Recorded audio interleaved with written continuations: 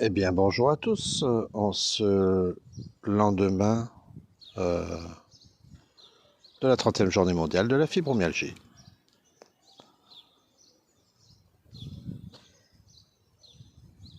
Je voulais... Alors, je cherche mes mots parce qu'en fait, je sais ce que je veux dire, mais je ne sais pas trop comment le formuler. Je voulais revenir sur ce qui se passe chaque année, avant, pendant, après. À chaque journée mondiale de la fibromyalgie, on se demande combien de personnes seront là, qui sera là, pourquoi on n'est pas là, que font les Parisiens, puisque nous sommes, je vous le rappelle, à chaque fois devant le ministère de la Santé. Et là, aujourd'hui, enfin depuis hier d'ailleurs, ce sont des critiques conséquentes, des réponses au vitriol. Et je quitte le groupe parce que vous n'êtes pas dans l'empathie, vous n'êtes pas dans la gentillesse, vous n'êtes pas dans la bonté. Je rappelle que ce groupe est fait pour ceux qui le veulent, pour ceux qui en ont besoin, pour ceux qui en ont envie. Vous n'êtes pas à l'aise sur le groupe? Ce n'est pas un problème. Il y a d'autres groupes, il y a d'autres moyens de discuter, il y a d'autres endroits où vous serez peut-être bien. Ça ne me pose aucun problème, ça ne nous pose aucun problème. C'est pas la peine d'en discuter pendant 3 heures, vous partez. Ce groupe est fait pour ceux qui ont besoin de partager, besoin de s'aider, besoin de s'entraider, et non pas pour de la polémique. Toutes les raisons qui sont invoquées pour ne pas venir, pour ne pas être là, parce qu'on ne peut pas, parce qu'on est fatigué, parce qu'on est épuisé, parce que ça coûte trop cher, parce que. Il y a toujours des bonnes raisons, il y a toujours des justifications, il y a toujours des choses qui peuvent être entendues.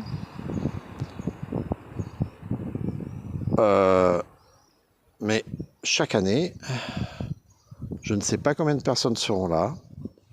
Personne n'est capable de dire je viens et définitivement et ne vient pas en fait. Parce qu'il y en a quand même 5 ou 6 qui m'ont dit je serai là et puis je ne les ai jamais vus. Je ne jette pas la pierre non plus parce qu'effectivement le matin ça peut arriver de ne pas être bien. Il y en a quelques-uns qui me l'ont dit, mais il y en a d'autres qui n'ont absolument rien dit. Bon, ça c'est totalement discourtois et incorrect, mais à la limite on s'en fiche. Moi, ce que je voulais vous dire, je voulais vous partager la fin de notre journée d'hier. Après avoir terminé la manifestation et avoir dit adieu aux gentils policiers et aux services qui nous ont secondés et gentiment surveillés, avec bonté et empathie, parce que eux aussi trouvent qu'il n'est pas normal que la fibromyalgie ne soit pas reconnue, mais ça c'est en off, ils étaient là pour nous surveiller et non pas pour nous dire que la fibromyalgie doit être reconnue. Donc après, puisque nous étions suffisamment nombreux pour nous asseoir à une table, mais suffisamment peu nombreux pour ne pas trop remplir un café, nous avons continué à échanger et à discuter sur la fibromyalgie, sur ce qui doit être fait, ce qui peut être fait, ce qui pourrait être fait, ce qui devrait être fait, et un peu beaucoup aussi sur les absents, je l'avoue. Mais au-delà de ça, ça a été vraiment un moment magnifique, parfait, joyeux, heureux, de bonté, de gentillesse, de discussion courtoise, de l'envie de faire quelque chose, de l'envie de s'en sortir, tout simplement. À partir de là, nous sommes repartis chacun de notre côté, mais pas vraiment seuls, parce que 3 groupes se sont formés en fonction des destinations.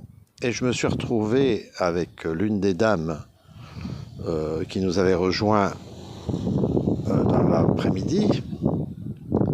Et je me suis aperçu qu'en définitive, elle habitait pas si loin de ça que chez moi. Mais bon, ça c'est pour la petite histoire. Nous avons donc pris le métro.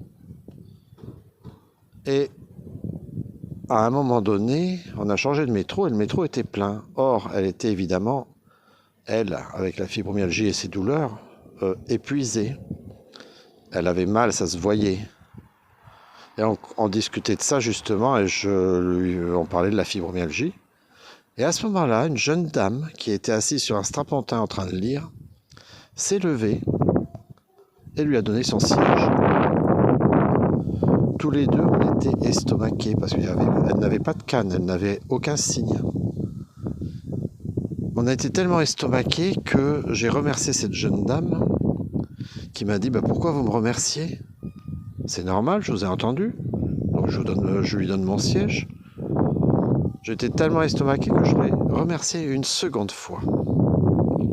Et vous voyez en fait, ce qui est le plus beau dans l'histoire, c'est qu'en fait, on oublie de voir le positif, on oublie de dire merci, et on oublie d'être heureux de ce genre de moment.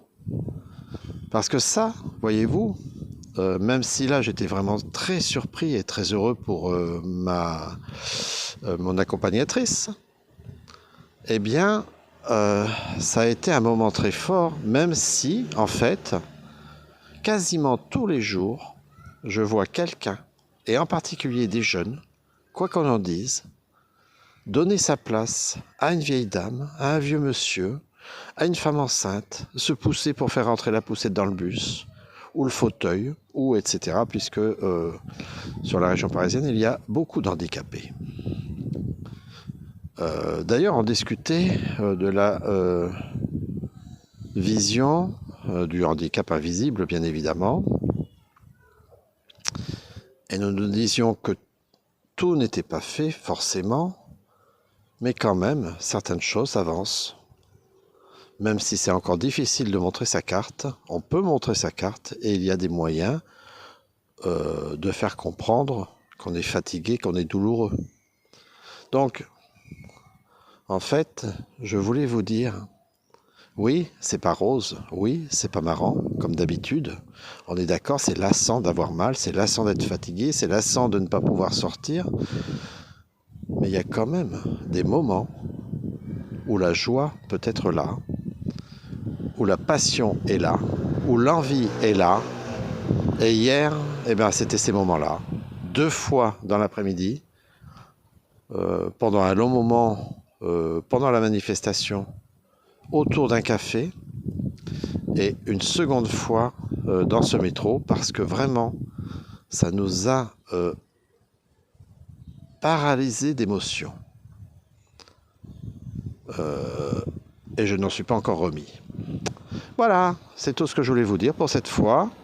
Je vais reprendre les vidéos, alors je ne sais pas trop à quel rythme, il ne faut pas les attendre. Mais je pense que je vais en reprendre d'autres parce que ce que je voulais faire pendant la manifestation a été un peu mis de côté grâce à nos amies infirmières qui nous ont gentiment animés l'après-midi. C'est pareil, ça c'était un bon moment. Pour information, elles n'étaient qu'une trentaine, les infirmières parisiennes. Elles non plus n'avaient pas... Non, elles avaient un peu plus de monde que nous, mais c'était pas tant que cela. Mais bon, elles étaient joyeuses, heureuses, dynamiques. On a passé aussi avec elles et eux un très bon moment. Voilà. Bonne journée à vous. À bientôt.